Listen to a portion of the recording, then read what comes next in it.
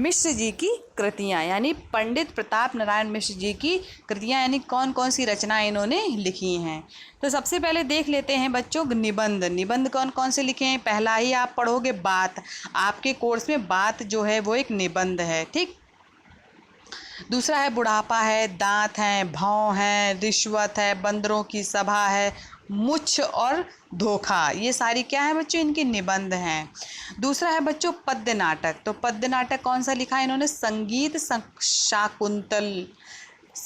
शाकुंतल इनके द्वारा पद्य नाटक लिखा गया है। नेक्स्ट है बच्चों निबंध संग्रह।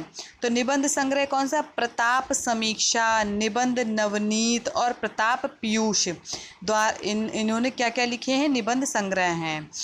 नाटक कौन कौन से हैं? गौ संकट, कली प्रभा, हटी हम्मीर, ये क्या है? इनके नाटक हैं। और रूपक कौन कौन से? भारत दुर्दशा, कली कौतुक। काव्य संग्रह कौन कौन सा है बच्चों इनका?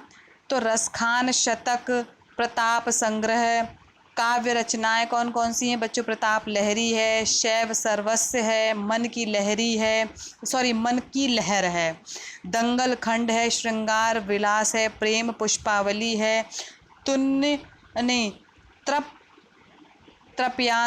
त्रप्याताम है, ब्राडला स्वागत है, लोकोक्ति शतक है, मानस विनोद है। ये सब क्या है? इनकी काव्य रचनाएं हैं, ठीक।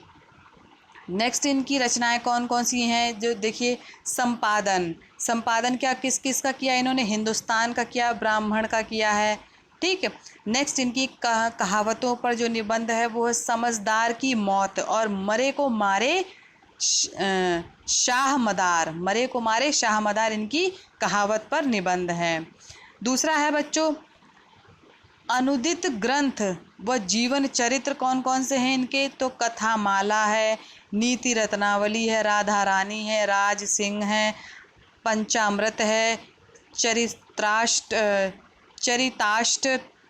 चरिताष्टक है, अमर सिंह है, बाल संगीत है, देवी चौधरानी बच्चों अगर आपके यहाँ टीवी है तो आप उसमें सीरियल भी आता है आपके दूरदर्शन में देवी चौधरानी नाम का, आप उसको देख करके देखिए कि वो कितना सुंदर उन्होंने चित्रित किया है।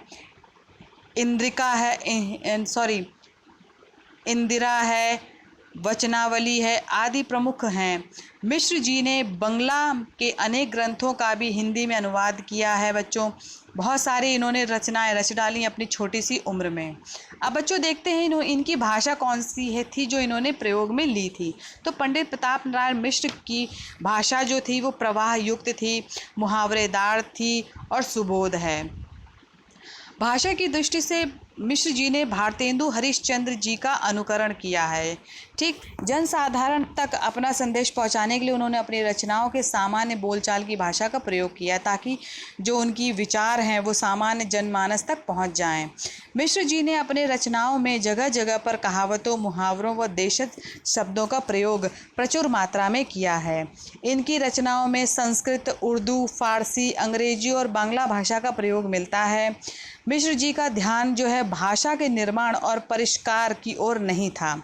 इसके कारण कहीं कहीं उनकी भाषा में व्याकरण की अशुद्धियाँ भी मिलती हैं, लेकिन इन दोषों के होते हुए भी उनकी भाषा सटीक है, यानी कि उनको भाषा का इतना ज्ञान नहीं था, फिर भी उन्होंने बहुत सुंदर तरीके से अपनी रचनाओं को रचा है, ठीक बच्चों। अब देखते हैं शैली कौन सी इन्होंने प्रयोग में ली है। तो मिश्र जी की रचनाओं में हास्य व्यंग शैली की प्रधानता है। मनमौजी प्रवृत्ति होने के कारण इनकी शैली सरल, मुहावरेदार व प्रवाहपूर्ण बन पड़ी है। गंभीर विचारात्मक व विवेचात्मक शैली भी इनकी रचनाओं में मुख्य रूप से देखने को मिलती है, ठीक। तो ये तो थी इनकी शैली, लेकिन इनकी शैली का जो मुख्य है वो क्या है? हास्य व्यंग। हमेशा ये, क्योंकि इनका कैसा नेचर था? इनका नेचर था क्या कहते हैं कि एकदम कैसे स्वभाव के थे? ये बहुत ही हंसमुख स्वभाव के थे, इसलिए इनकी ज़्यादातर शैलियों में हास्य व्यंग शैली मिलती है।